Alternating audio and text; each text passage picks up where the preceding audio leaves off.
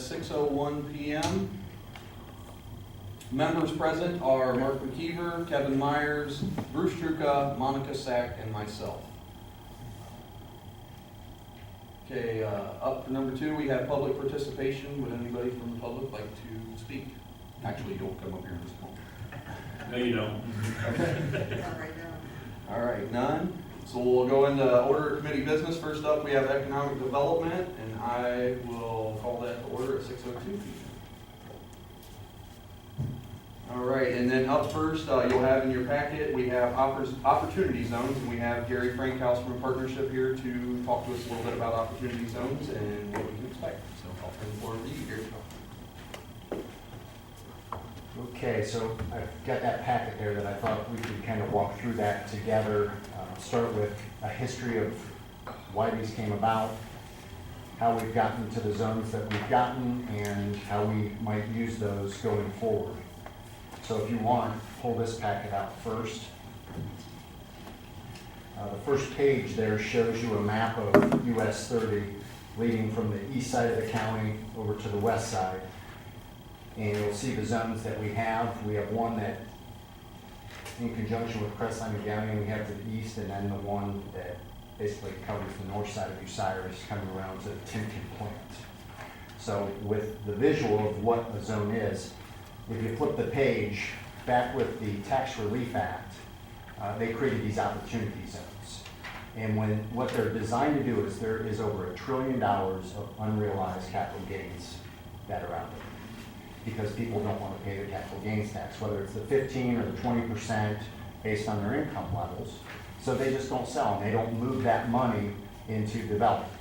The plan with this is we've identified these tracts, and they're low to moderate income tracts. So I had no say on what tracts were eligible. There was a certain number in each state that were eligible. They showed us what those were. I came in, and I think it was Jeff and I, we sat down, and we identified probably 3 in the Bucyrus area. One was the downtown. I think there was another one to the south, and then this one that we were able to receive. But we had to talk about why we thought that represented good economic development, and we had a case for all of them.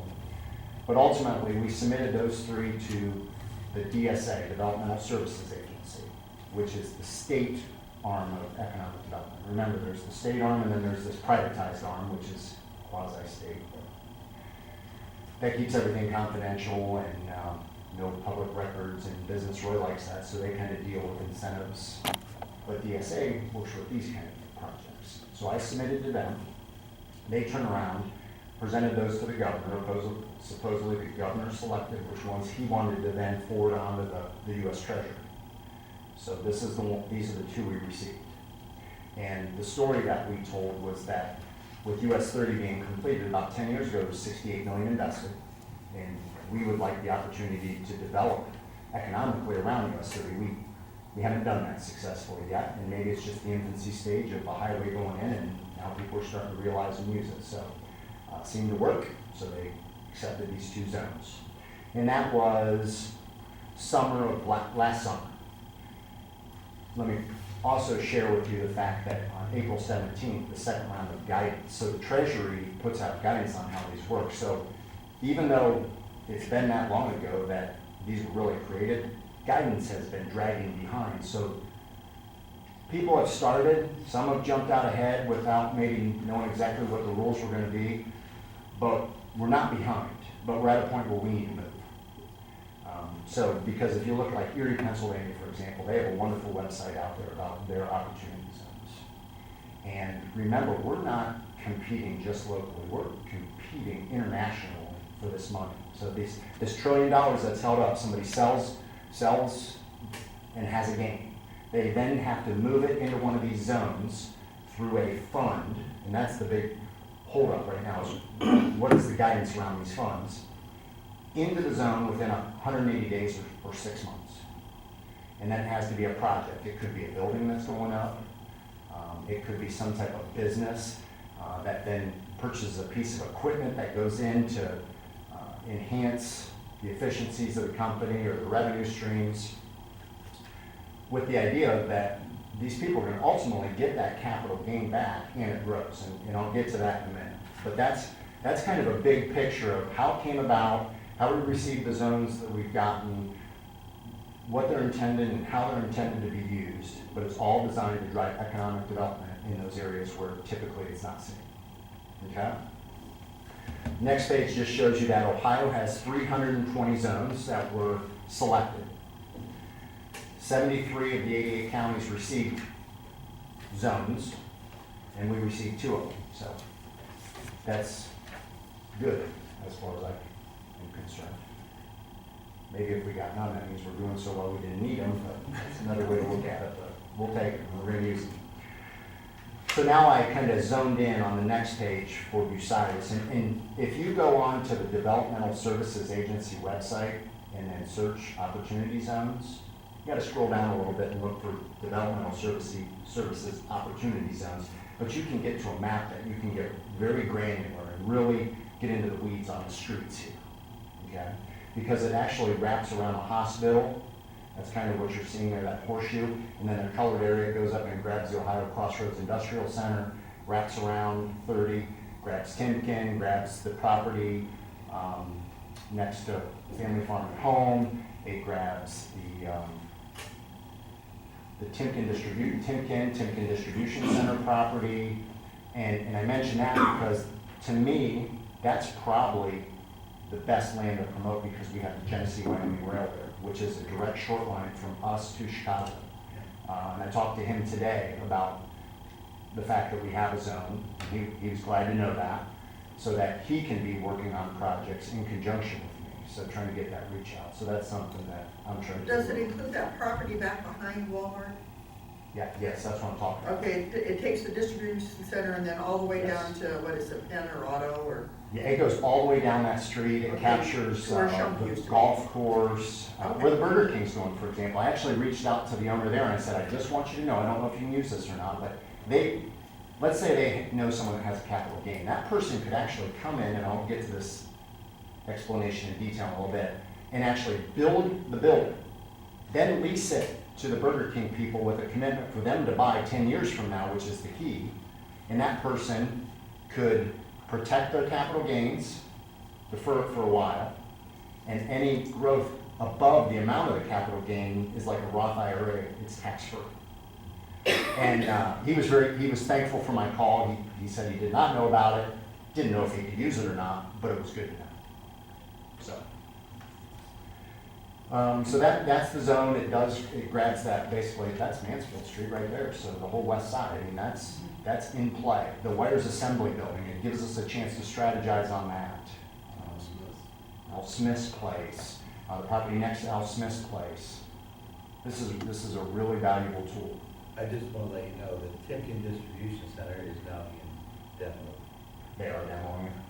I just let you know. That's good. I mean, it's not good news, but it is good news because maybe they'll separate utilities and then we can combine that in the park. Part of the reason. Well, yesterday, I went up to RGP meeting, it was a rail webinar, and they were talking about how, don't even start thinking about rail projects unless it's 100 acres, which that's really 76 without that. But if we can get that brings that fully into play. So that's really good to know. I talked a little bit about Opportunity Zones education here. Those are just things that I've gone to, and I can tell you, ultimately, we're going to be talking about Montrose Group. They have been the leader in education for the last year. I mean, last year in the summer, I was down to the Ohio Chamber offices. They put on a presentation about Opportunity Zones. Just about a month ago, the DSA did one, and it was a waste of my time because Montrose did this a year ago. So they're the leader, I think, in terms of Opportunity Zones and how to use them. Which that leads me to the next page.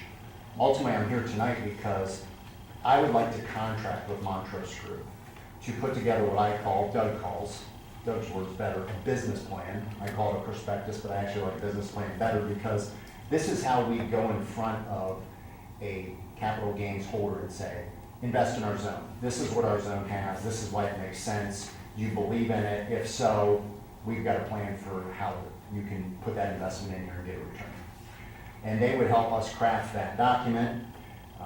Ultimately, in the back of this packet, I have their proposal to me in it. and it's a $50,000 proposal. I'm kind of looking at it as there's an east side and a west side, so we could divide that in half. All participate in terms of the partnership, helping it.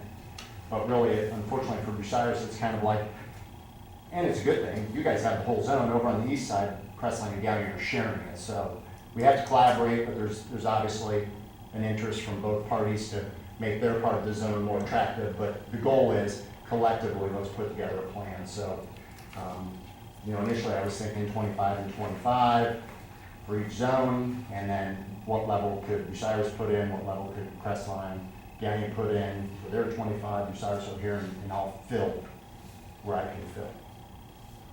Or help find money if I can't fill that much.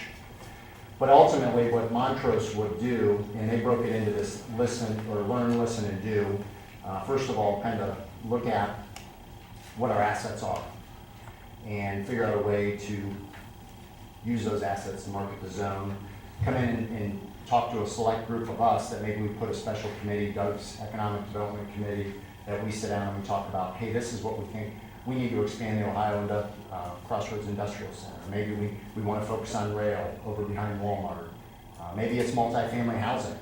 I'll tell you this, single family housing doesn't really work for this, and I'll tell you why in a minute, but ultimately it's because a developer wants to sell lots. And you almost have to hold this investment for 10 years. That capital gain needs to stay in there for 10 years, and if it starts being sold short of that, you really can't recognize the real benefit of it. So try not to think of single family units as part of this, because it needs to be multifamily, where they're going to hold it for 10 years and then maybe sell to another multifamily owner. And then he'll do some conceptual designs, financing strategies, business plan, marketing strategy, opportunity zone fund creation, marketing, board of advisors, just a lot of the administrative components that would fall into the partnership, but they'll help us do that. So that's kind of an overview of the opportunity zone, how Montrose fits into this.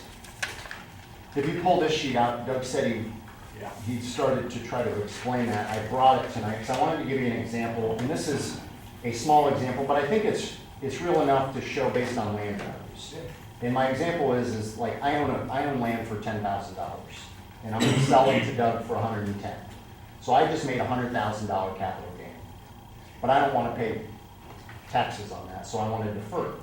So I'm going to put it into an opportunity zone.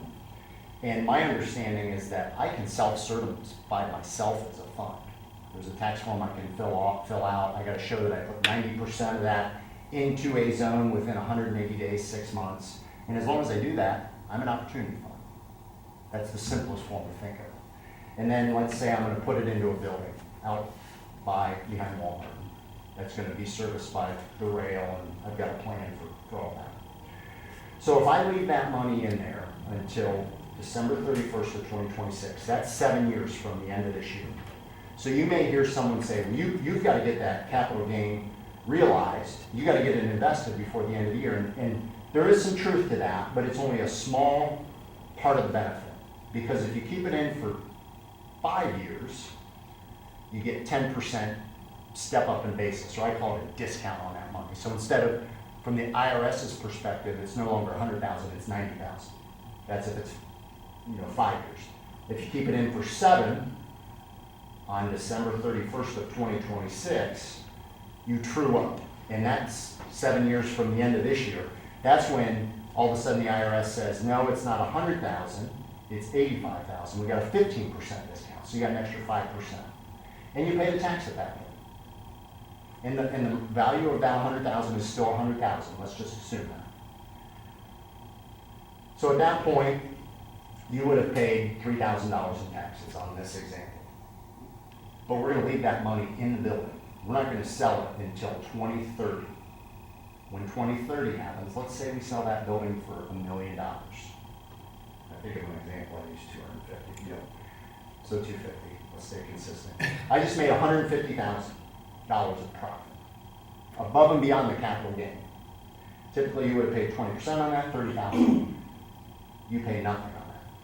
It's like a Roth IRA. Because you trued up on December 31st of 2026, You pay your taxes on that original 100,000.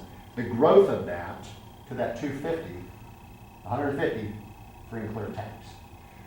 That's the real selling point. And the one thing that I did get out of the DSA meeting when I went a couple weeks ago, they brought a Deloitte tax partner in from Washington DC, and some speaker ahead of him said, yeah, you gotta get it done by this, and when it came by the end of this year, the Deloitte tax partner said, true but not true.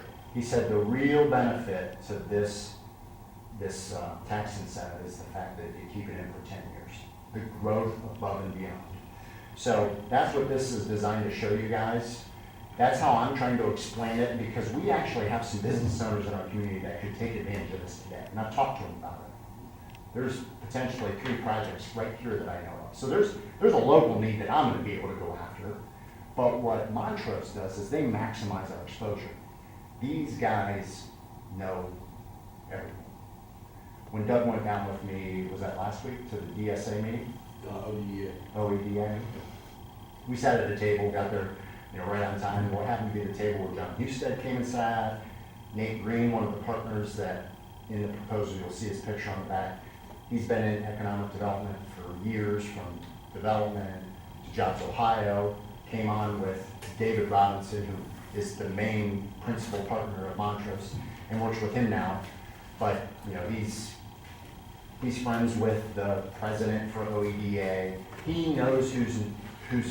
They're the lobbyists in Columbus. They're the first to hear about projects, and if we can have them on our team. He's very good friends with the leader of the ODSA as well, Lydia Mailer. Yeah, from Finland.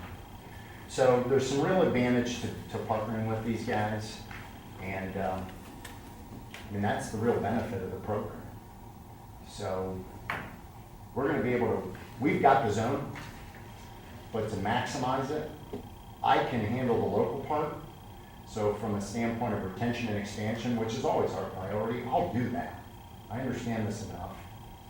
But when we want to attract, and maybe it's through expansion of the Ohio Crossroads Industrial Center, and maybe it's what I'll call the Timken Industrial Park, that's where they're gonna really help us. Did I? I figured as much. Timeline, when would you be looking for us to try to make a move if we wanted to join into this project? Well, I was hoping that this could be approved in the first June meeting, which I think would probably be called emergency reading, where you can expedite, is that what it's called? I was really hoping that could happen. I would like to make a commitment to Montrose and be on their schedule. Because this is gonna start really moving. And my next question is, payment for that would be due at that moment? Probably not all of it. They actually, if you read in the back of the packet, they have it set up in 5 installments of the entire amount, $10,000 payments. So it wouldn't all be due up front per se. We could stagger it out depending on what our share. I was looking at whether it's all gonna be in this year's budget or if any of it gets pushed into next year. I would think with 5 installments, we should be able to push it just partly. Okay, I'm looking for that page, I haven't found it yet. It would be under the opportunity, the Gallium Bucyrus Opportunity Zones. Go to, it's gonna be page number 9. And it'll be the top paragraph in the proposed fees there. It says that Montrose proposed to provide the Opportunity Zone Development Plan for a set fee of $50,000 payable in 5 monthly installment payments of $10,000, and provide services for the implementation of the plan and Yeah, operation. it's a 5-month timeframe, so that'll be this year. Yeah, if it helps, I can carry that until next year if that helps. Some of So, it. but the city portion of that would be 12.5. each time. No. 12.5 divided by 5, so. Because it's 25,000 per zone. So let's say the partnership's taking on half of it, you're covering half. Oh, So okay, that I would- didn't hear yes, that. yes. If So you said 12.5. that just over the top of the said. Yep. Okay, Yeah. okay. So basically, our zone Yeah, over we're Bucyrus all, would be. we're all gonna look behind you there and say, Well, well, before, I got one question.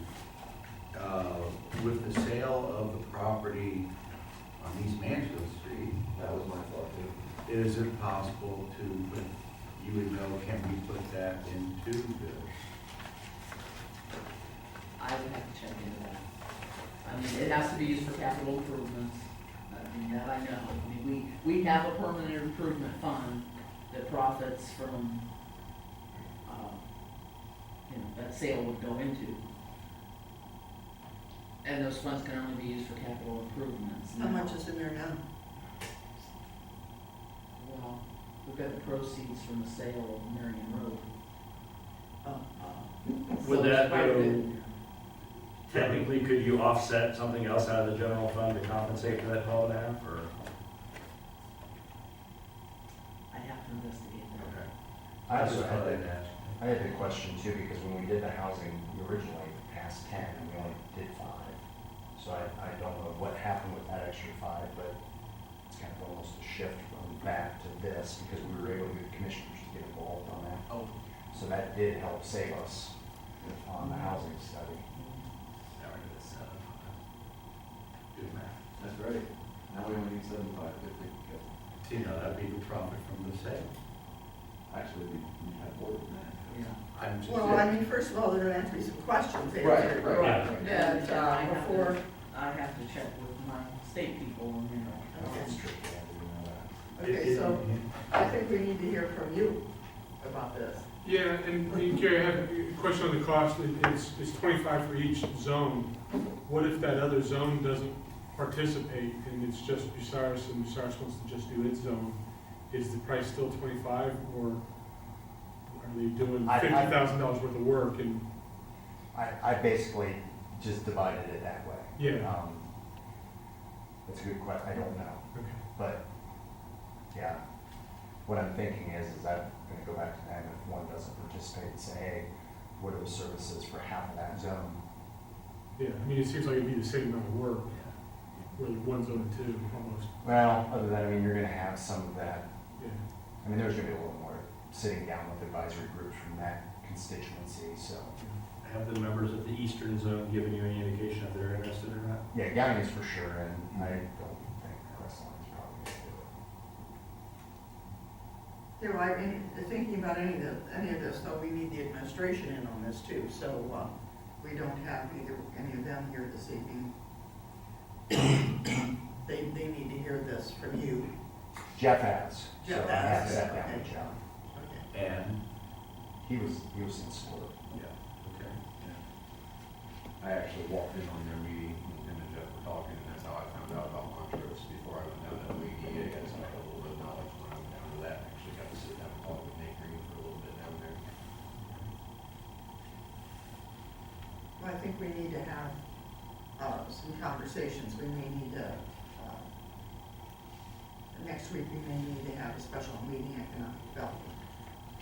Probably gonna have to have one for finance for that too. We are gonna, that's 2 weeks, that finance one can wait until the day before the next, or the day of the next council meeting, since we don't have a quorum here this evening for that. But, I think this one is going to need more discussion and also, quite frankly, be put out for the public to hear about it too. That, I think that, is a big thing that we need to do. So- That's a good idea, like, for example, like one of the doctors at ODOT, and I was talking to his office administrator, and she was telling me some of his vision, some of his frustration on getting some things done in the sports medicine world. And I said, well, let me show you something. It just so happened that where Yeah. something could potentially happen is in that zone. So to get that message out for them to know, because ultimately, community members that have these gains would be ideal. I mean, that's gonna be the easiest lift, because they already believe in our area. Where we need Montrose is the fact That we to need bring people, in. yeah, okay, I understand that, but I think we need to, still, rather than trying to make a decision without first publicizing it to the public, that we're going to be holding a meeting and going to be discussing this in public. I mean, you can see tonight, we don't have, yeah, we're only recording this from direction for it to go out on the website, which gives everybody the opportunity, but I think we need to give them, advance warning, but Sure. this is the discussion that is going to be taking place. So we may very well be asking you to do it again. So do a special meeting next week. Next week, And make it yes. more for the public Yes, input. so that we can get something out in the paper and do a press release for it and pull it together for economic development. So we'll need to maybe sit down and discuss then with you when, I'd say let's set it right now. Yeah, I was gonna As say, soon as set possible. it- I don't wanna lose traction on something like this. We need to get it going as fast as we can. So let's just, Wednesday, Thursday, Friday. I'm available. okay, so Monday is a holiday yep. and,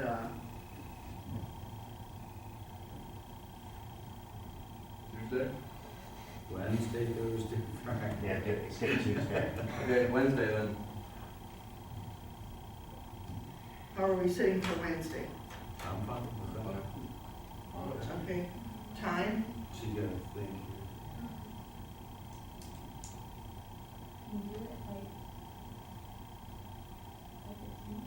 Do it What time? 4 o'clock if you want. here. 4:15. Bruce? I don't care. My only question would be, is that good enough time for public input? I don't know. Hey, he doesn't, no offense, but he doesn't matter. Dan Wireball matters. He's the fourth on economic development. Yeah, but Okay. we need council here too, so they hear. I don't want to hear Wednesday. I would think Thursday would be better because we're not going to get this out and get it in the paper on Monday. Monday's a dead day because of, excuse me, that was terrible. Okay. Monday is a holiday, and so it's not going to be in the press that day. So it's going to have to be Tuesday or Wednesday to get it in the press. So it seems like a Thursday meeting would be better than a Wednesday meeting. That work for you, Mike? Thursday's fine for me, that is.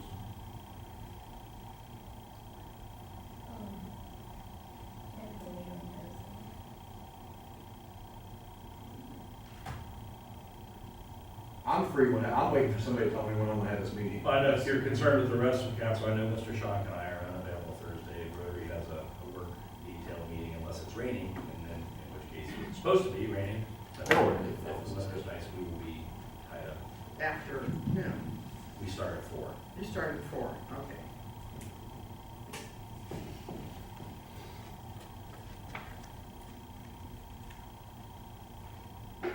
Wednesday's fine. We could get it in there on Wednesday evening.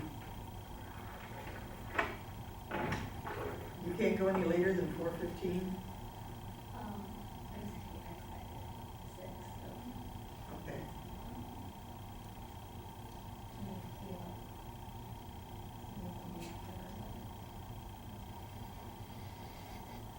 Okay, let's pull it at 4:30 then. 4:30 on Wednesday, the 5th. The who? The 29th? Not said. What am I doing? 29th, 4:30, okay.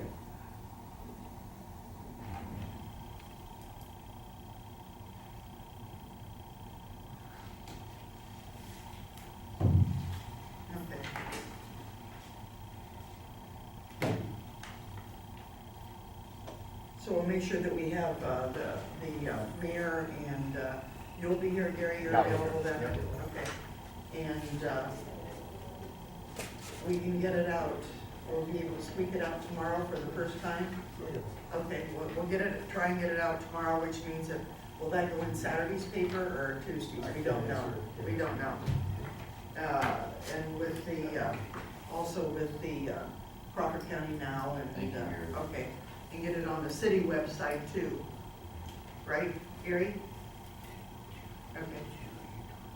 Okay.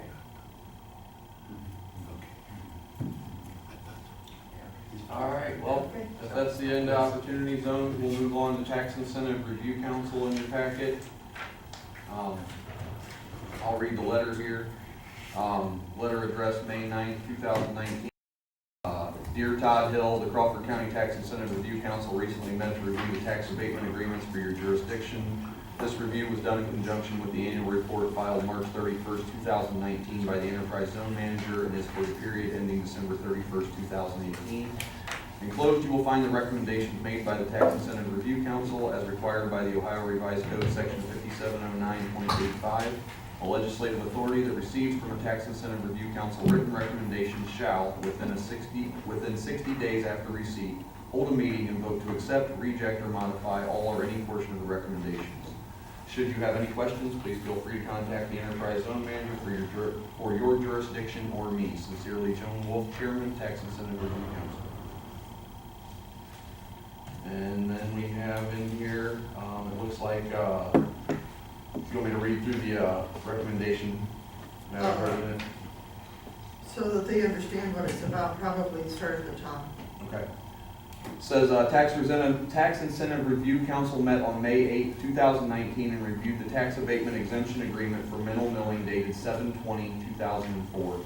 The council has taken into consideration the fluctuations of the business cycle relating to the above listed company as required by 5709.85 of the Ohio Revised Code and makes the following recommendations based on all information available to the TIRC as of December 31st, 2018. TRIC being Tax Incentive Review Council.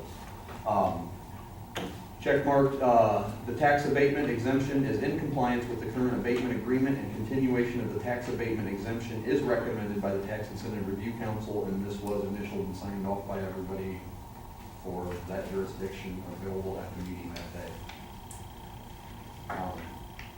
Back after that, you have the resolution number 228/2018, hereby accepting the Enterprise Zone and Community Reinvestment Area tax abatement recommendations of the Tax Incentive Review Council, TRIC, for a period ending December 31st, 2017. That's just a simple resolution there.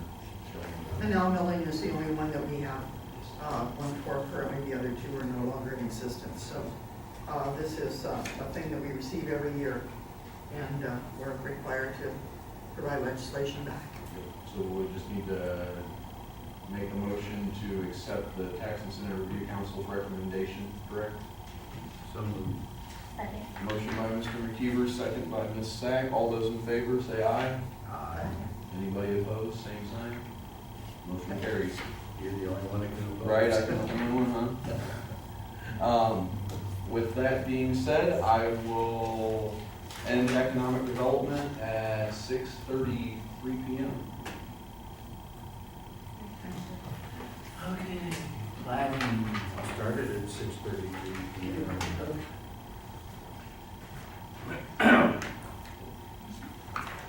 All right, ODOT paving of State Route 4 north of US 30 bypass.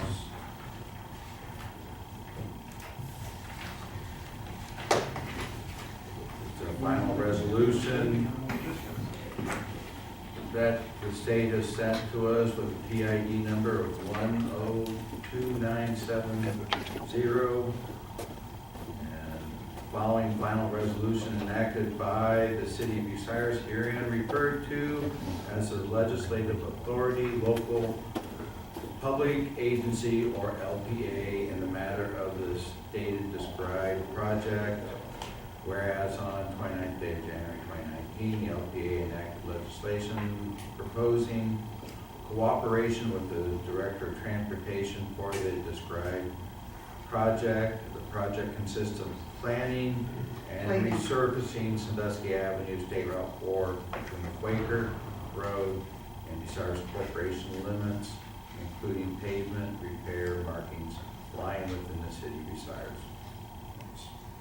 At a cost of $5,400 is the estimate. So we need to adopt this as a resolution. Motion to approve. Second. Any further questions, comments? Other than that, all those in favor say aye. Aye. Those opposed, same sign. Motion passed. With nothing else, I will adjourn at 6:35 p.m. Okay, health and safety, call to order at 6:35.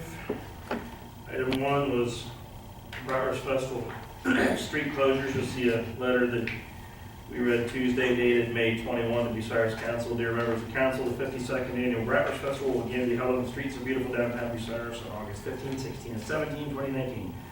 We respectfully request the following street closures.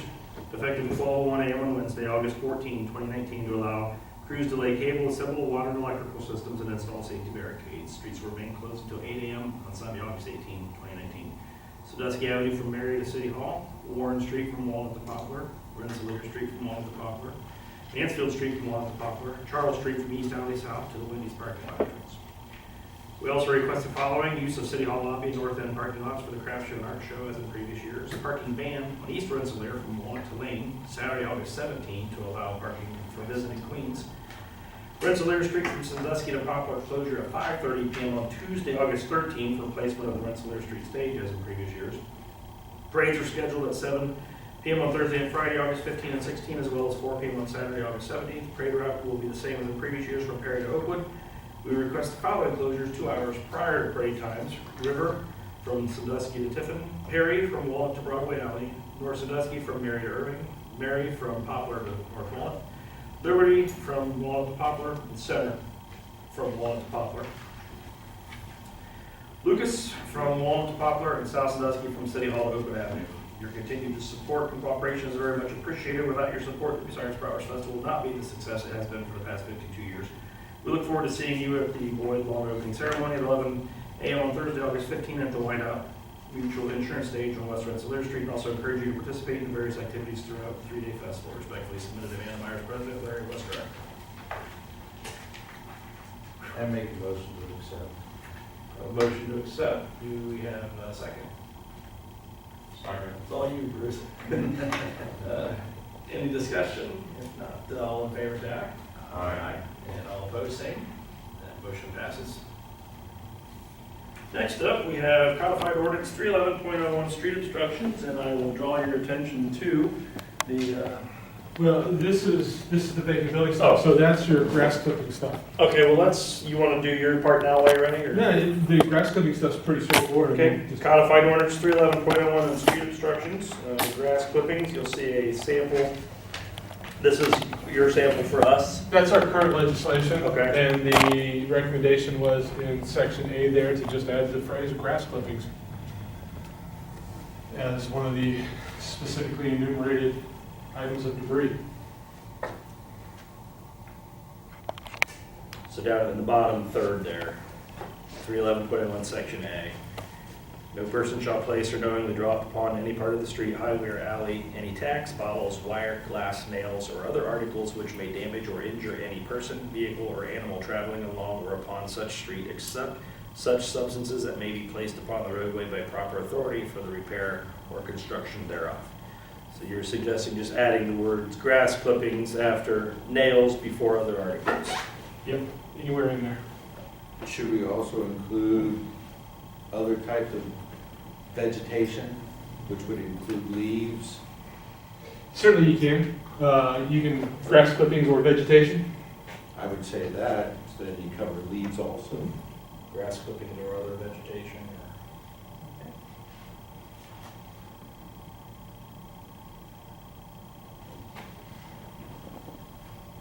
Input, Bruce, you think that's all right? Oh, I don't know. I know how well the city cleans up the leaves, and I don't think that's such a good idea unless we're gonna actually do our leaves when we're supposed to be doing them. Well, I'll say in this instance, so the leaves aren't supposed to be in the street, they're supposed to be in the tree, in the tree lawn to the curb. But my bigger concern is that the several people that have called me and said they've seen our city crews have been blowing grass into the street. I want to make sure that we're setting the example and leading by example and not doing, what it is that we're going to prohibit. And I believe that was discussed with the members of the city crews. Okay, I figured it would be, so. I don't know. I'm thinking of, the grass clippings is twofold. It's a safety issue for bicycles and motorcycles and small cars. And then it gets into the drains and clogs the gutters, and so then we have rain that leads to flooding. I can think of a couple times I've gone out and cleared off drains in the neighborhood with a rake, and you find clumps of dried grass and you find leaves, the two things that are really causing the problem. I think what this does is And am I correct in understanding there's already something in the Ohio Revised Code that can allow our officers to cite people? This just gives them a little more teeth to do that, or? The Ohio Revised Code section is a little bit vague. It basically says other debris. This, we're specifying grass clippings because that is the one thing that comes up every year. Yeah. That is an issue. And we always get the calls my neighbor's blowing grass clippings in the street, and well, it's not something we specifically prohibit. I don't have a problem with grass clippings, I don't know how you're gonna handle the leaves. Yeah, you're right, because I think every year that I can remember, for both grass clippings and leaves, it seems like the administration puts out a message on TV and in the bills and everywhere else to please don't do this, and then it happens. And I don't know if that's one of those instances where a finable a penalty might deter people from doing it and change their behavior. Well, I can see the wind blowing leaves, but I can't see the wind blowing Yeah, grass clippings. that's a good point. How do you address that? Is there a way to word it that, would allow for the wind to blow them, but not allow a person purposefully placing them in the street? You can make It says that. no person shall knowingly drop. Yeah. Yeah, that's the first part of the sentence. So the word knowingly is in there. Okay. That sort of handles that, so.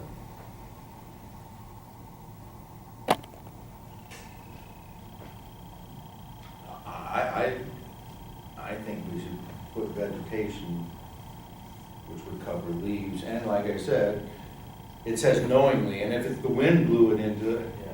they're not gonna. Does that help with that explanation, or?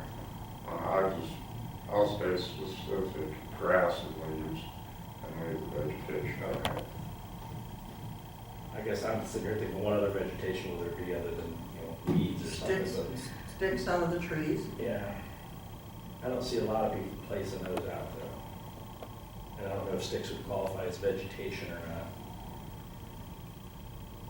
But that could. It was Sticks, alive. it was. Sticks could fall into the other articles which could injure.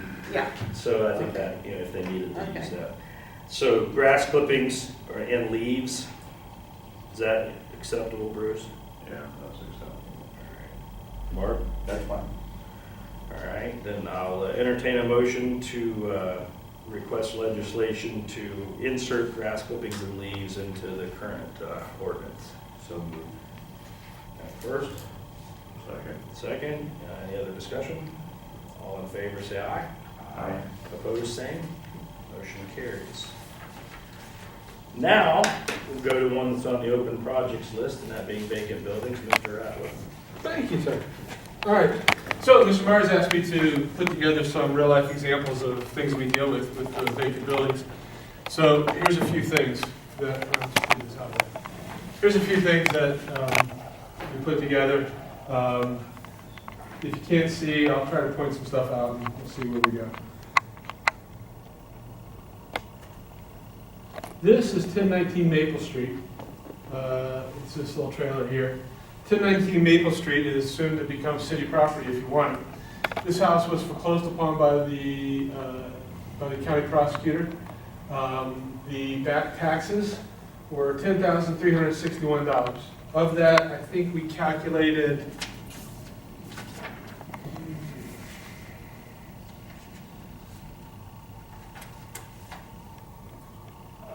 $4,280 were assessments for mowing the grass over the years that this had been sit there and left vacant. So of that 10,361 that went to tax foreclosure, 4,200, whatever it was, of that should come back to us as grass clipping, for grass mowing fees, plus whatever other property tax. Now, the key is here, it didn't sell at the sheriff's sale. So that's gone, wiped out, zero. This will go to a second chance sale, didn't sell again, so now it's gonna go to this last chance sale they have every once in a while, or the city can claim it. We can claim it, we don't get any of this back, but we would at least own the property and the liability of the trailer there. If we don't claim it, because we have no rental property registration, we have no certificate of occupancy, it can be bought for $1 or whatever they end up selling it for, they'll go to an auction, and you can have people living in there tomorrow. We lose out on this. That 1036 number, keep that in mind.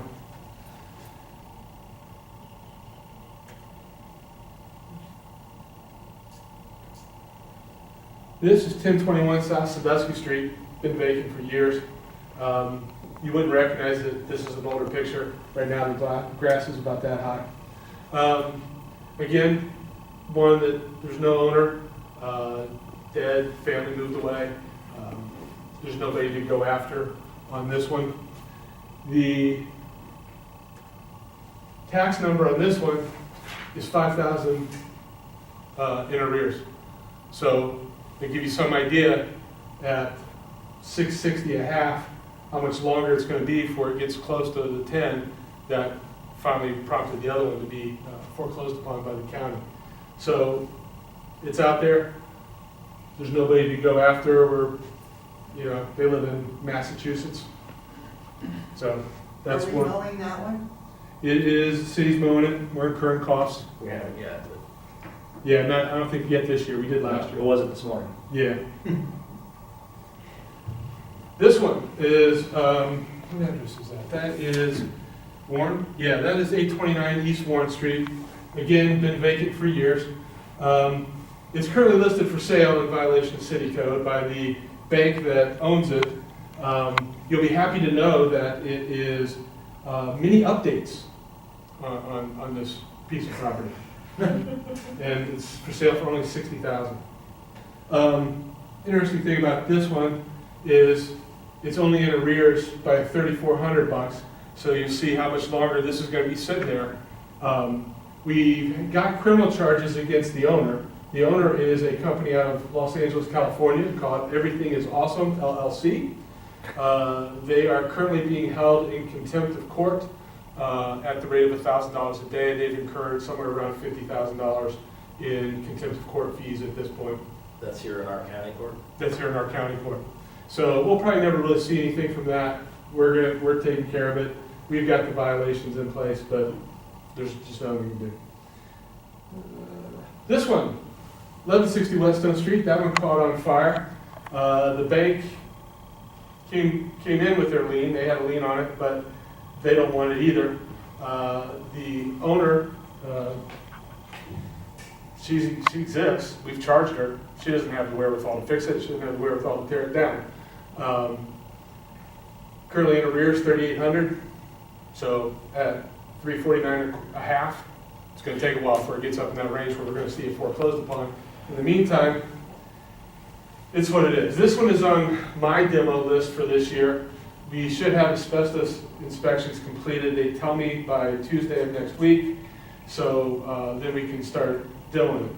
So we're paying for it. Taxpayers, the people that work at the Circle K that sell me my Polar Pop every day, money's going to come out of their paychecks for us to pay to tear that down. There's just no other option for it. Otherwise, we wait for years and years and still nothing happens. Where's this one at? West? This is 1160 Whetstone. This is the one right there by Whetstone and Hopley. They caught on fire about 3 years ago now. The corner that just built the garage, caddy corner from the car wash, it's right next to that. It's on the east side. Yeah, and that's an interesting point because there's 2 or 3 houses just around the corner, right along that way on Hopley, or on Southern, or no, it's Hopley, I'm sorry, that have really invested in their property. There's one that built a garage and one that's done some other work with their lots. So we've got some property owners out that way that have really invested in their lots, but we've got this thing sitting there taking up space.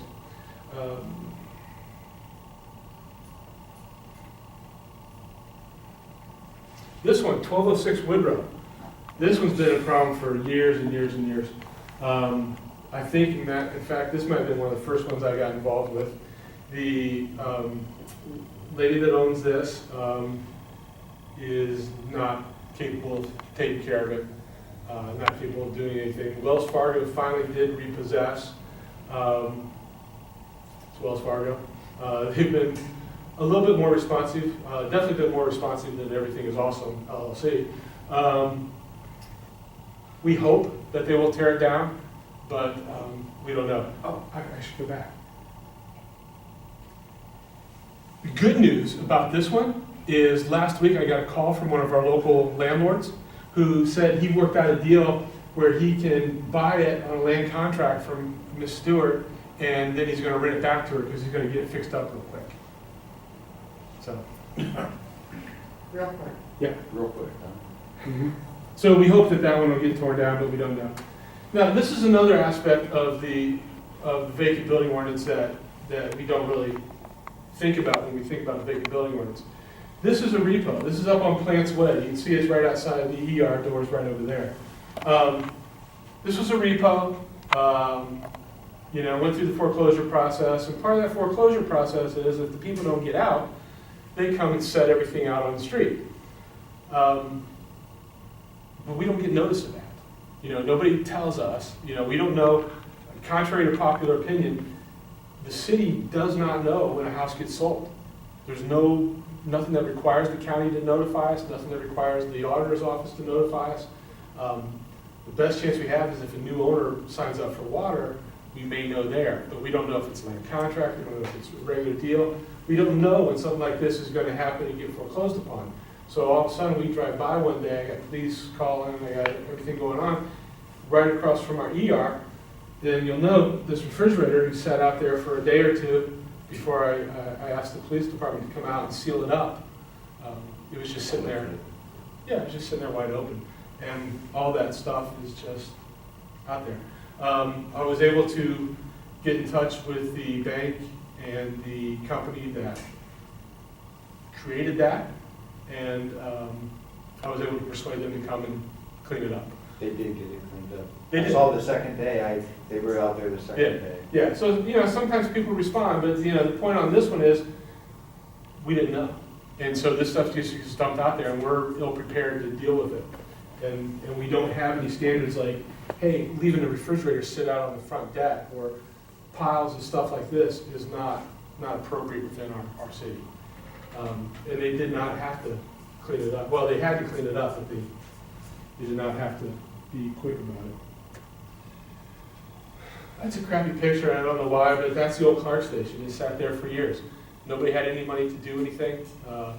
We were able to track down the ownership. It went through several bankruptcies, and it had owner groups out of Michigan and Chicago, but ultimately that got done because we came up with state money, and this ownership group was such a problem statewide that the state stepped in.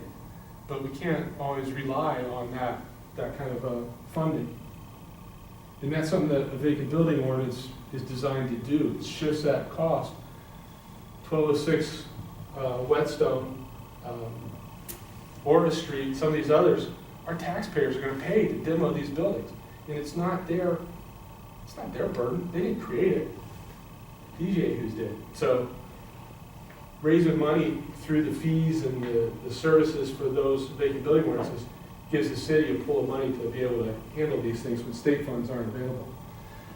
A couple other ones just, to remind everybody. This was the old chicken plant fire. Again, it was vacant, we thought, for quite a while, but it turns out it wasn't, and nobody had any idea. People that lived near there complained of, the smell and the after effects of the smoke and everything from this for days afterwards. There were people living in there we didn't know about, and we didn't know what was stored in there. We had no idea. So our firefighters, run into this with no real idea of what's going on. So that's something that we would hope to protect against as well. Everybody's favorite, the old movie theater. Again, but for the state coming up with nearly $1 million, it'd still be there, like that, falling on Doug Godwin's building. Huntington Bank, it's been empty for a month and a half. It's already fallen apart. So what's this going to look like a year from now, 2 years from now, 3? What's it going to look like when it's been as empty as long as that one? I think that one's been empty 20 years, maybe more. I mean, What is that? that's Ponderosa. You can't recognize. Hard to tell from the Martian terrain on the way out there. But I'm glad you appreciate it. 20, 30 years. I mean, how how much is enough? And what is the impact of that and this on the ability to rent those properties? Who knows? So those are just some of the things we deal with respect to vacant buildings and vacant building ordinances, and the things that it hopes to combat. And as I said before, the purpose is to really shift the burden of these buildings from the taxpayers, from the families that are working, and that 2% that comes out of that paycheck. You know, you sit down and think about how many people have to work for 12, 14 bucks an hour to pay my salary, to pay Gordon's salary, to pay anything for the city. How many people at 2% that actually takes? But the problem is property owners, and we can shift that burden onto them. So that's just kind of some highlights, some specific examples of some specific properties we deal with. And one thing to consider is whether or not you guys want to own a trailer up on Maple Street, because ultimately that's up for the city to decide whether we want to take possession of that. If we don't, I can guarantee you it'll be a rental by the end of the summer. So when you're saying Ponderosa, even though it's owned by a local developer here in town, you're saying that being that it's set and vacant, he still owns it, is he paying taxes on it? Yeah, taxes are current.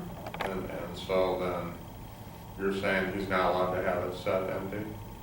No, I'm saying that there's a price to the city of that building sitting empty. Okay, but I was going through the other way, I just didn't understand that he's actually paying taxes and Yeah, but he's just decided that he isn't gonna do anything with it. right. Right. But this ordinance doesn't really do anything for that. No, it does. It tells him that the city of Bucyrus has determined that leaving this building vacant is a burden on the city, it's a burden on economic development. That is your front door. We all talk about lake traffic and what lake traffic means to the town for economic development. That's your front door for lake traffic. So what does that force him to do? It forces him to register that property. It forces him to maintain the condition of that property, to make sure it is secured, to make sure the city knows if it's being used for something, what it's being used for, and to have an annual registration fee. And the key with that annual registration fee is what passes that burden of cost to these property owners, the property owners that hold these properties waiting for, you know, whatever the economic development opportunity is for these, and allows us to then have that pool. If this owner, and I don't know that that's a problem with this one, but if any owner on a building like this just walks away tomorrow, and they could, what's left to the city? What's left to the city is, how long does it take for it to finally get to the place where it's foreclosed upon? When it does get foreclosed upon, what do we do with it at that point in time? And how do we abate that nuisance? Go back to this one. We're out $4,200 because this owner passed away. So because this owner passed away, we're out $4,200 in mowing charges over the years. And if we take this property, we're left with kind of an uninhabitable structure that we've got to figure out a way to tear down or demolish and pay for. And our citizens have to pay for that. Whereas if we have a vacant building ordinance, we're creating a pool that says, hey, vacant buildings are all chipping into this pool. And when we do come up with something like this, we can afford to do the situation. And that's the goal of this. Can you talk a little towards the ones that you have no owner for? You know, the one that you showed us there on South Sandusky, for instance. In that instance, what is this ordinance going to do for that property if you don't have an owner that can register it or pay any fees? What's the benefit to us as a city with that ordinance with a property such as that? Twofold. One, it's generating additional assessments in a much quicker fashion. So the assessment, we're going to get to a point where the assessments are prioritized. Okay. Raising the assessments, thus triggering the county to move faster on it to put it up for a sheriff's sale. And then when it does go to sheriff's sale, it hasn't sat empty for 20 years, and the sheriff's sale is not worth anything. It's maybe only sat for 4 or 5 years, and maybe it still has some residual value that somebody buys it. When it has sat for as long as this one's gonna have sat, by the time it goes through sheriff's sale, we're gonna end up with it. Land bank doesn't, land bank's gonna have a couple a year. They don't have the big grant money anymore. So we're gonna end up with that burden. We're gonna end up with the burden of destroying this or demoing it. And so we've got to create a way to pay for that.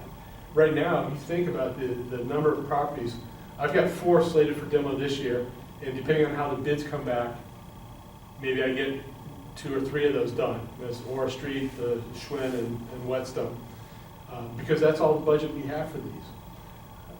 So, I think for me, one of the bigger problems I have is seeing, there's another one down on South Sandusky, closer to Oakwood, that's for sale, but there's windows broken out of it.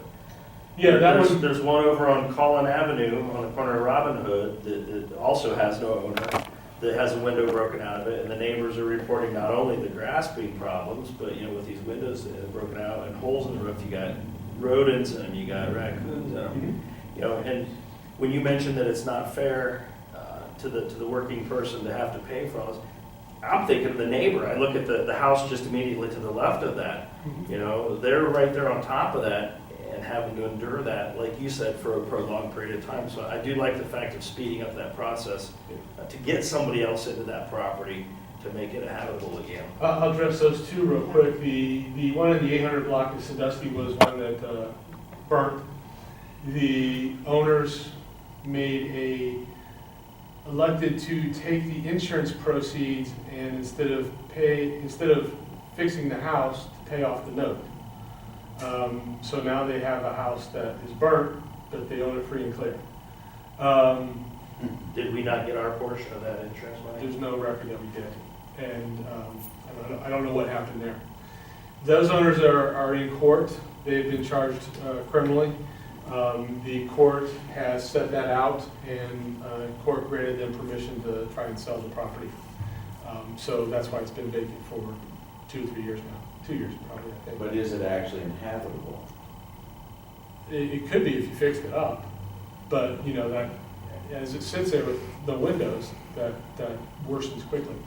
Collin Court is an interesting one. That one, owner died. The child of the owner, I think it's a daughter, lives in Germany, doesn't want anything to do with it. Grandson was squatting in it for a while. He's out, and there's nobody to go after. Eventually, it'll go to a tax foreclosure sale, and eventually we'll be stuck with it. We'll either have to demo it through that tax foreclosure, after it goes through that tax foreclosure process, or we'll have to let one of our landlords purchase it and rent it out. So shy of speeding up the process to go through the county auditor's process, is there any other pluses that an ordinance like this would give us? The biggest thing is we've got to come up with a way to be able to afford to handle these properties when they fall into our lap. This one's going to, Collin Court's going to, Whetstone has. When you say fall into our lap, does that mean that we are going to take ownership of them, or? We're going to have to deal with that property. At some point in time, we're going to have to deal with that property. Either we're going to demo it, or it's going to go to sheriff's sale, and it's going to get sold to somebody who thinks it can be rented out. Mr. Chairman? I think another thing is that we're gonna have a record of these homes that are vacant, because in order to get the vacancy permit, or the unoccupied permit, we're going to ask, what's in here, what are you doing with this house, is it being used for storage, what kind of materials will be in here, and that will be a big boon to the fire department. I mean, when those guys get a phone call, and they're headed there, a fire, anything going on, it would be, if somebody could open something up and say, hey, here's what's in there, there's not any of this, there's none of this, there's none of that in there, and each year, if they have to renew it, they have to sign and say, this is the condition of this place.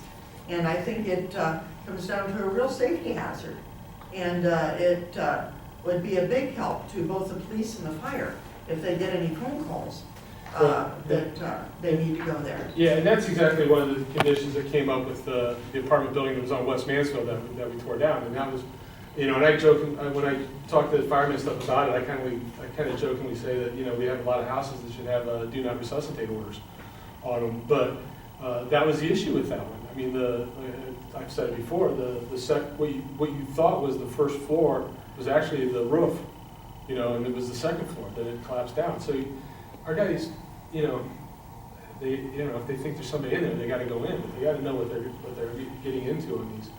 And that was, the chicken plant was a good indication of that. That was something, they had no idea what was going on there.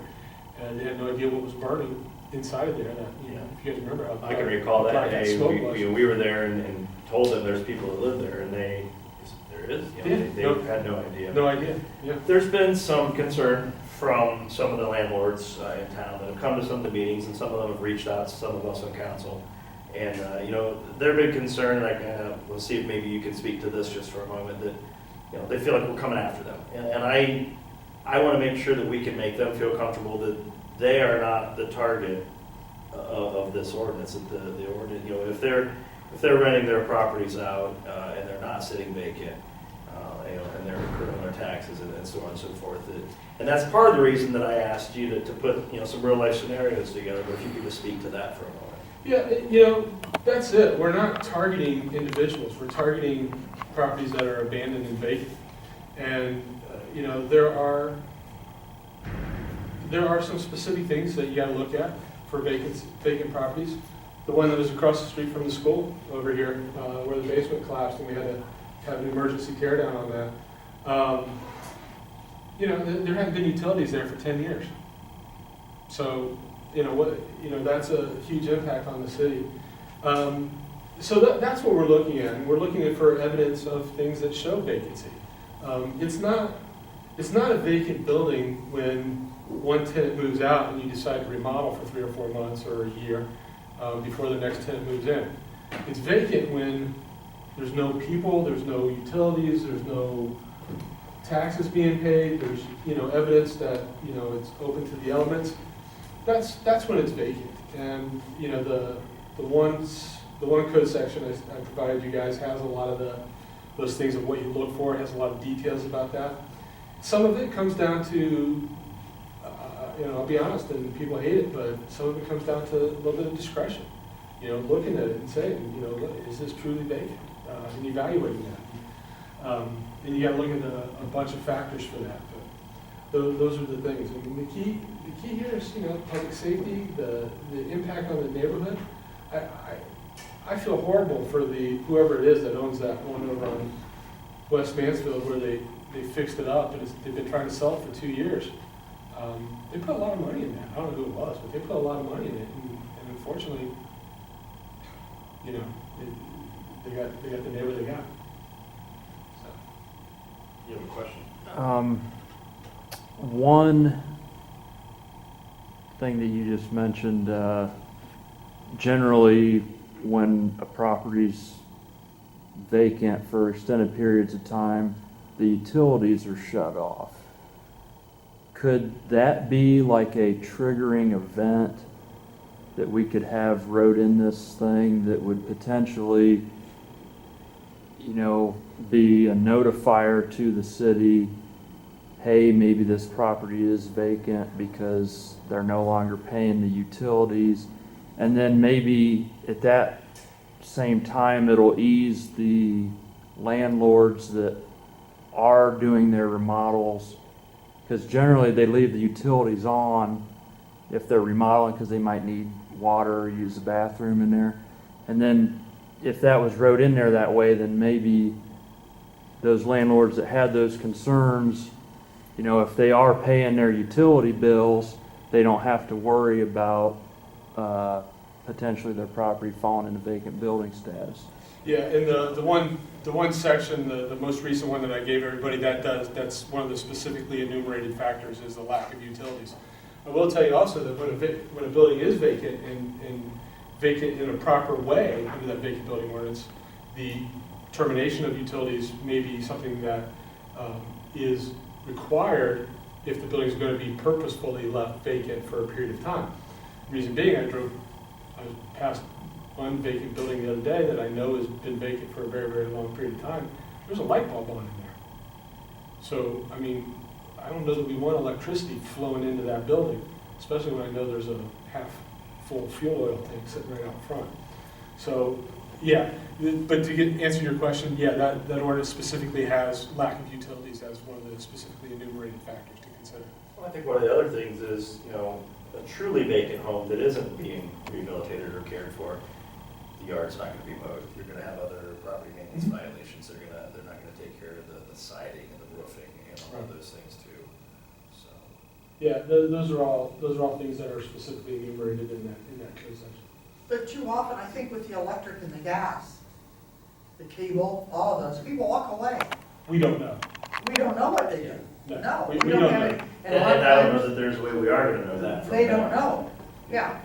And so they just keep, it's still, as far as they're concerned, they're a customer until they get so far in arrears or whatever that they go, okay, well, we're gonna shut the electric off to here, or we're gonna shut the gas off to there, but I don't know are there any laws here? I just came across this when I was up in Maine, that they can't shut gas off up there during the months of November, December, January, February, and March, because of the cold. Yeah. And There's no law here, they'll shut it they'll off. just shut it off. Yeah, and we wouldn't know, gas, electric, those kinds of things, we're not gonna know. We won't have any idea. But water, we do know, and water's a good indication. Now, it's not that we don't have a lot of people that live in town that don't have water.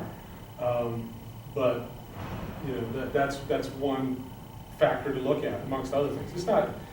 There's no one factor that's dispositive. It's usually an accumulation of several factors: lack of utilities, busted out windows, 2 or 3 years behind in property taxes, no record of habitation for a year or two.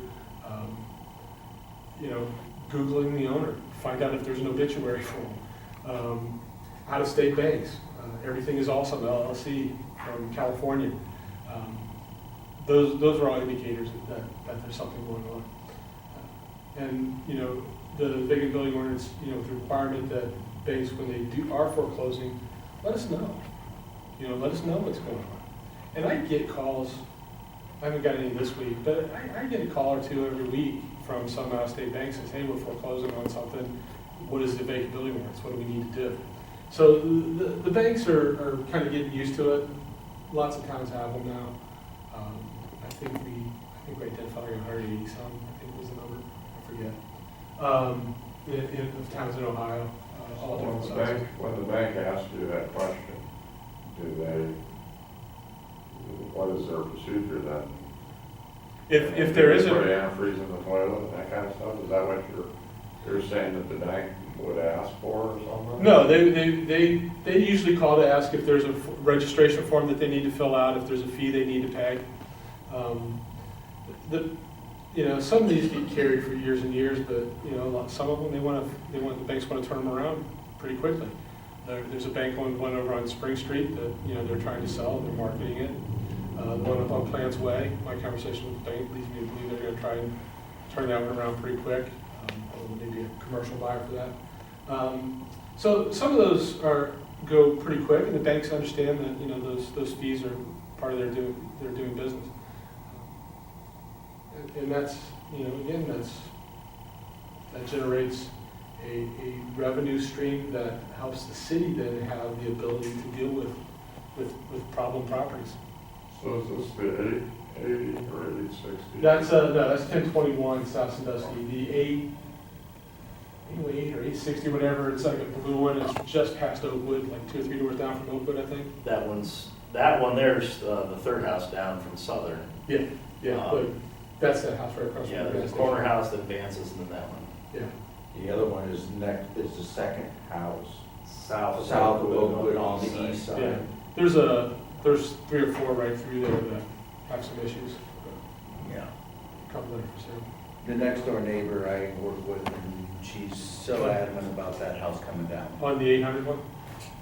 Yeah. Yeah, unfortunately, the judge gave him time to try and sell it, so that's out of my hands at this point. Back to the utility triggering event. Could it have a thing wrote in there that says it can't go into the vacant building status if the water bill's continuously being paid?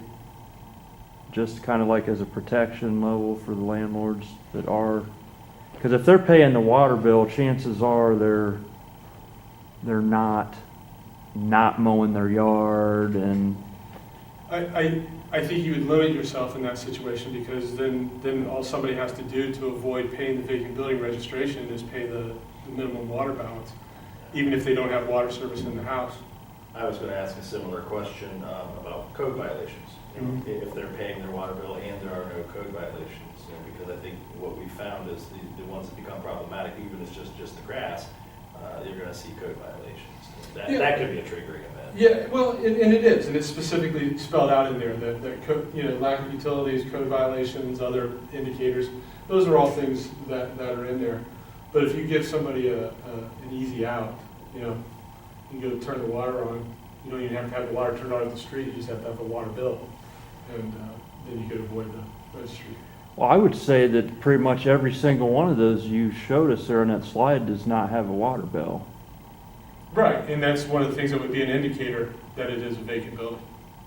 So as far as giving anybody an easy out, we if that was in there, it didn't give any of those an out, so. No, but your scenario would allow the owner of this property, whoever it is, Bank XYZ, to go down to the water department and say, I would like to get a water bill, sign me up for water. Even if they don't turn it on at the street, then they don't have to pay the vacant building registry, they don't have to comply with any of the dictates of the vacant building, because now they're getting a water bill even if they don't have water service. Is the accelerating staggering where it doubles every year, Mhm. could that not have an inactive water account for, let's say, like this one here, let's say it was 5 years, they have not had water? Could you have this ordinance wrote so that it goes back in time? No, that would be an ex post facto violation. Well, like the 5th year, it's like $3,600 registration. But you're saying that you can't use 5 years of not having water bill to immediately start assessing them for No. $3,600? No, you have to, first year, you have to go first, second, third year, escalating penalties. Question I have, like he's saying about the water bill, they keep paying the water bill, and can it be also something in there that it could be at the discretion of our, whoever we put in charge of this, which ultimately would go to you, that you have discretion if they're actually not using any water and they're doing it and it's been sitting vacant for, That is exactly what the ordinance says. The ordinance says specifically that when a building is determined to be vacant, here's the list of criteria that you consider, and it's a matter of judgment on the people involved. That's what I want to make sure. It's part of the tremendous power that any prosecutor has. At the felony level, at the misdemeanor level, whatever it is. The state, and in every state, sees fit to vest prosecutors with just a tremendous amount of authority. And to make those determinations as to what is appropriate or not. And I didn't catch it if it's in there, I missed it when I read through your proposal, but is there a way to put a, if you tell me my property's vacant, you're gonna go after me for it, is there an appeals process? Similar to the Board of Zoning appeals? Yeah, exactly. That's the process that's in there. Would we create a new board for that, or just? No, I think it's written so that it goes to the current Board of Building Standards and Okay. Appeals. Perfect. I missed that. We've got too many boards as it is. Yeah. We could probably consolidate all those into one. Bruce, what are your thoughts? I'm listening right now. I don't know. Mark? We've got to do something to take the burden off the taxpayers and put it onto those who are abusing the system. And we got to work something out for landlords who do take care of the property. I'm not trying to penalize them. We need Correct, to- I don't think any of us are. don't want anything to penalize them. I mean, the gentlemen that have been in here, they do take care of the properties on, you know, for the most And I part. feel comfortable with this, that it kind of Are you in the- alleviates them. Are you in the committee? Okay. Yeah, and that's, you know, that's one of the important things, and Mark, you can bring up is landlords and people that are doing well by their properties not being punished, and I think at a certain point in time, you pass your rules and you put people in positions, and I think Gordon Grove does a tremendous job, to make those determinations. Look, it's stealing a loaf of bread at the Kroger is a crime. I can put you in jail for 180 days and a $1,000 fine. And sometimes we do that. And sometimes we put people on diversion. Sometimes we recognize there are underlying issues and we don't prosecute. Sometimes we recognize there are underlying issues and they need to have the book thrown out. And those kind of decisions happen every day, a lot. And they happen today. I had 10 pre-trials probably. So that there's a portion of everything we do that has that to it. And there is a desire maybe to legislate the details down to the grain of sand level, but you can't, you know. You can pass the rules, and then you gotta have people in place that you trust to make some of those determinations. And I think Gordon is, you know, you guys have had him in here, and he makes incredible decisions and determinations on the inspections he does. And we couldn't ask for a better person in that position for it. Okay, we're gonna bring it back for more discussion. I think that was very helpful, and I think we need to make sure that it gets out at where we can see it. It'll be out on the website and out there for everybody to listen. Even if they weren't here this evening, it's there. They can listen to it at their own time.